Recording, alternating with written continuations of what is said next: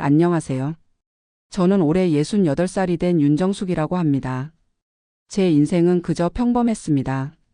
서울 변두리에서 조그만 식당을 운영하며 세 아이를 키웠고 남편과 함께 허리 굽혀 일하며 모은 돈으로 작은 건물 하나를 마련했죠. 그런데 지난해 초 아이들에게 재산을 나눠주기로 결정했습니다. 평생 모은 5억 원의 재산이었어요. 그리고 그 결정이 제 인생에 가져온 변화는 생각보다 훨씬 컸습니다. 지금부터 들려드릴 이야기는 부모와 자식 사이의 사랑과 기대, 그리고 그 틈새에 숨어있던 현실에 관한 이야기입니다. 저는 오랫동안 고민했습니다. 이 이야기를 누군가에게 들려주는 것이 옳은지, 아이들에 대한 배신이 아닌지. 하지만 같은 상황에 놓인 다른 부모님들께 제가 겪은 경험이 작은 도움이라도 될 수 있다면 하는 마음에 용기를 내어 이야기를 시작합니다. 제 말이 누군가에겐 비판으로 또 누군가에겐 공감으로 다가갈 수 있겠지만 이건 그저 한 어머니의 솔직한 이야기일 뿐입니다. 저희 부부는 1980년대 초반 서울 변두리에 작은 식당을 차렸습니다. 남편은 직장 생활을 하다가 갑작스러운 구조조정으로 일자리를 잃었고 저는 결혼 전부터 요리하는 걸 좋아했기에 정숙이네라는 이름의 작은 한식당을 열었죠. 처음엔 정말 작은 가게였어요. 20평 남짓한 공간에 8개의 테이블을 놓고 아침 일찍부터 밤늦게까지 두 사람이 번갈아가며 일했습니다. 남편은 장을 보고 설거지를 했고 저는 주방에서 음식을 만들었죠. 그 시절에 낳은 세 아이. 큰아들 민석이, 작은아들 기현이, 막내딸 수연이를 키우는 일은 쉽지 않았습니다. 가게 한 구석에 아이들 놀이 공간을 마련해 두고 손님이 없을 때는 숙제를 봐주고 바쁠 때는 큰아이가 동생들을 돌봤죠. 장사가 잘 될 때도 있었고 어려울 때도 있었습니다. IMF 외환위기 때는 정말 힘들었어요. 하루 벌어 하루 먹고 살던 시절도 있었습니다. 그래도 우리 부부는 한 가지 원칙을 지켰어요. 아이들 교육비만큼은 최우선으로 한다. 세 아이 모두 대학에 보냈고 민석이가 대학원까지 가겠다고 했을 때도 전폭적으로 지원했습니다. 기현이는 해외 유학을 원해서 영국으로 보냈고 수연이는 예체능 쪽으로 관심이 많아 레슨비며 학원비를 아끼지 않았어요. 그러다 보니 저축은 늘 뒷전이었습니다. 그래도 서로 허리띠를 졸라매고 한 푼 두 푼 모아 2000년대 초반에 지금의 건물을 구입할 수 있었어요. 당시에는 그저 낡은 2층짜리 건물이었는데 1층은 저희 식당으로 사용하고 2층은 새를 놓았죠. 세월이 흘러 아이들은 모두 성인이 되었습니다. 민석이는 대기업에 취직해서 승승장구했고 기현이는 영국에서 직장을 구해 그곳에 정착했으며 수연이는 디자인 회사를 다니다가 프리랜서로 독립했어요. 그러던 중 2015년 남편이 갑작스럽게 세상을 떠났습니다. 심근경색이었어요. 아침에 평소처럼 일어나 오늘은 내가 장을 볼게라며 나간 남편이 다시는 돌아오지 못했습니다.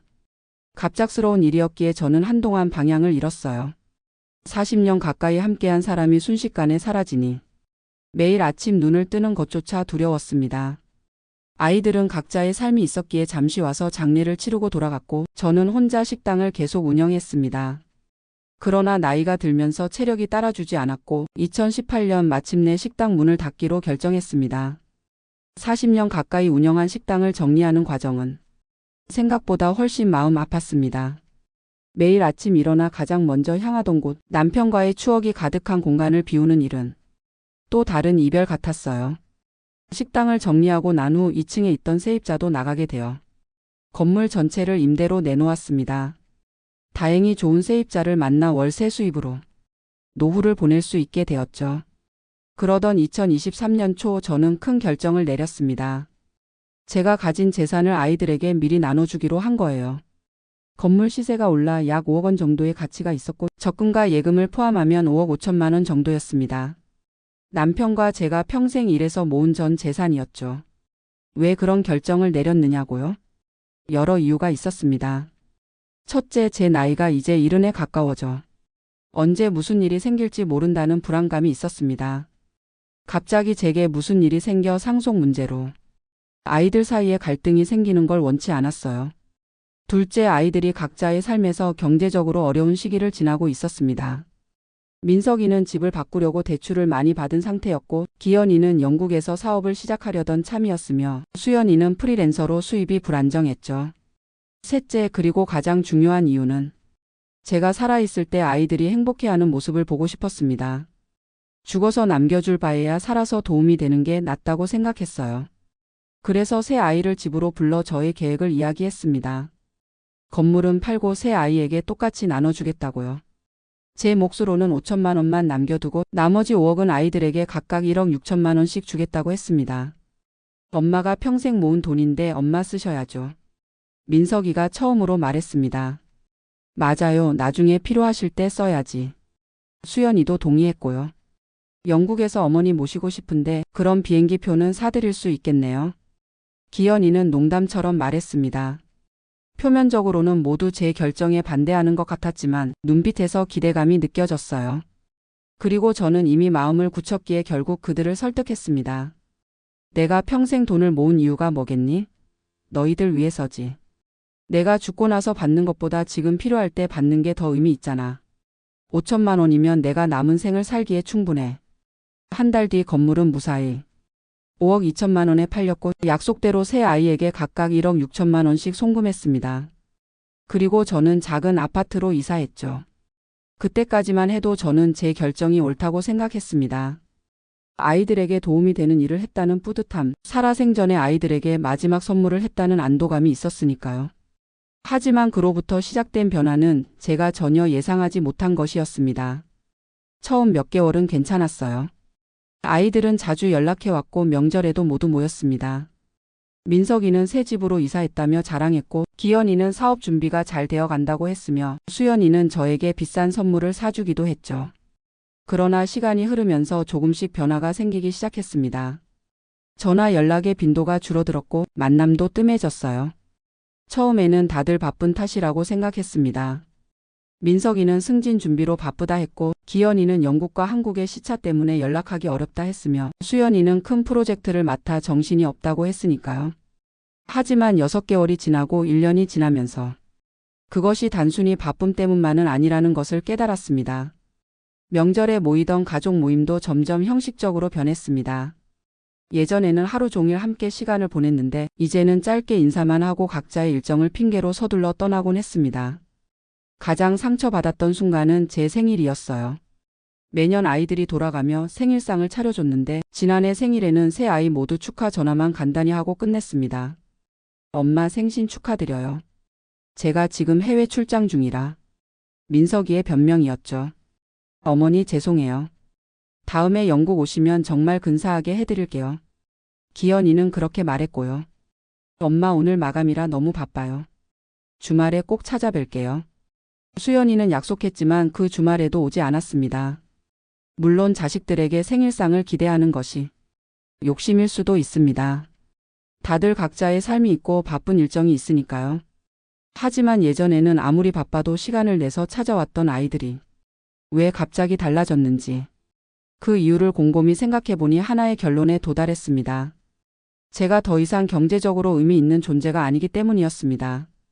예전에는 엄마의 재산이 있었고 그것은 언젠가 자신들이 받게 될 미래의 자산이었습니다. 하지만 이제 그 자산은 이미 나눠받았고 제게는 겨우 생활할 만한 돈만 남아 있었죠. 저는 더 이상 지켜야 할 대상이 아니었습니다. 더 받을 것이 없으니 더 이상 특별히 신경 쓸 필요가 없는 존재가 된 거죠. 이런 생각이 들자 가슴이 무너져 내리는 느낌이었습니다. 내가 너무 삐딱하게 생각하는 건가? 아이들을 오해하는 건 아닐까? 몇 번이고 스스로에게 물었습니다. 하지만 작년 추석에 있었던 일은 제 의심이 현실이라는 것을 확인시켜 주었습니다. 모처럼 세 아이가 모두 제 집에 모였을 때 식사 자리에서 민석이가 한 말이었어요. 엄마, 우리 집 아이들 학원비가 너무 많이 나와서 혹시 엄마가 조금 도와줄 수 있을까요? 그 말을 듣는 순간 숨이 막혔습니다. 제가 가진 돈이 얼마 없다는 것을 민석이가 모를 리 없었으니까요. 오빠 무슨 소리예요? 엄마가 이제 어떻게 도와줘요? 다 나눠받았잖아요. 수연이가 말했습니다. 아니 그게 아니라 지금 당장 급해서 그래. 나중에 갚을 테니까. 민석이가 변명했지만 그 말에 진심이 느껴지지 않았습니다. 기현이는 아무 말도 하지 않았지만 그의 시선이 제 지갑으로 향하는 것을 느꼈습니다. 그때 저는 깨달았습니다. 아이들에게 저는 이제 돈줄로만 여겨지고 있다는 것을. 그 자리에서 저는 아무 말도 하지 못했습니다. 충격과 배신감 그리고 부끄러움이 한꺼번에 밀려왔기 때문이에요. 그날 이후로 저는 아이들과의 관계를 다시 생각해 보게 되었습니다. 그동안 제가 너무 물질적인 것으로만 아이들과의 관계를 맺어온 건 아닐까? 돈으로 사랑을 표현하려 했던 건 아닐까? 그래서 아이들도 저를 돈으로만 평가하게 된 건 아닐까? 이런 생각들로 몇 달을 보내면서 저는 점점 외로워졌습니다. 이웃들과 시간을 보내려고 노력했지만 가족만큼 가까운 사람은 없었습니다. 종종 복지관에 가서 프로그램에 참여하기도 했지만 집에 돌아오면 텅 빈 집이 저를 기다리고 있었죠. 그러다 우연히 복지관에서 만난 박순자 씨와 친해지게 되었습니다. 순자 씨는 저와 비슷한 나이였는데 남편과 사별한 것도 자식이 셋인 것도 저와 같았어요. 차이가 있다면 순자 씨는 자식들에게 재산을 나눠주지 않았다는 점이었습니다. 오히려 적은 연금으로 생활하면서도 손주들에게 용돈을 주고 자식들 생일에 작은 선물을 준비하는 사람이었죠. 정수가 나는 내가 할 수 있는 한 아이들에게 주려고 해. 큰 돈은 없어도 마음이라도 전하고 싶어서. 순자 씨가 말했습니다. 그래도 자식들이 찾아와? 제가 물었죠. 당연하지. 내가 뭘 줘서가 아니라 내가 엄마이기 때문에 오는 거야. 사랑은 주고받는 거라고 생각해. 그 말이 제 마음에 깊은 울림을 주었습니다. 사랑은 주고받는 것. 제가 잊고 있었던 진리였습니다. 저는 아이들에게 물질적인 것을 주기만 했지 정작 중요한 것 시간, 관심, 대화는 충분히 주지 못했던 것 같아요. 바쁘다는 핑계로 아이들이 어른이 되었다는 이유로 정서적인 교류를 소홀히 했던 거죠. 그리고 이제 와서 생각해보니 재산을 나눠준 것도 한편으로는 제 마음의 짐을 덜기 위한 선택이었는지 모르겠습니다. 이것으로 내 부모로서의 의무는 다했다라는 일종의 면죄부 같은 것이었을까요? 아이들에게 직접 물어볼 용기는 없었습니다. 너희가 나를 재산 때문에 찾아왔니? 라고 물을 수는 없으니까요. 대신 저는 조금씩 변화를 시도했습니다. 전화를 걸어 안부를 물었고 작은 선물을 보내기도 했으며 손주들의 생일을 챙겼습니다. 하지만 아이들의 반응은 여전히 냉담했어요. 바쁘다는 핑계, 피곤하다는 변명은 계속되었고 만남은 항상 짧고 형식적이었습니다. 그러던 어느 날 우연히 큰며느리 미경이와 단둘이 이야기할 기회가 있었습니다. 민석이가 출장 중이어서 미경이 혼자 저를 찾아온 거였죠. 처음에는 어색했지만 차 한 잔을 나누며 조금씩 마음을 열게 되었습니다. 어머니 사실 말씀드리기 조심스러운데 미경이가 머뭇거리며 말했습니다. 뭐든지 말해보렴. 제가 다독였죠. 민석이 오빠가 어머니 돈을 받은 후에 그걸 모두 주식에 투자했어요. 그런데 크게 손해를 봤대요. 처음에는 말하지 말라고 했는데 너무 스트레스 받는 것 같아서. 그 말을 듣는 순간 마음이 무너져 내렸습니다. 아이가 돈을 잃어서 슬픈 것이 아니라 그것을 저에게 숨겼다는 사실이 더 아팠습니다. 그랬구나. 그래서 요즘 민석이가 더 바쁘고 연락도 뜸했던 거구나. 겨우 이 말만 할 수 있었습니다. 어머니 죄송해요. 민석이 오빠가 알면 저한테 화낼 텐데. 근데 어머니가 오해하시는 것 같아서 말씀드렸어요. 오해라니? 민석이 오빠가 어머니를 멀리하는 게 아니에요.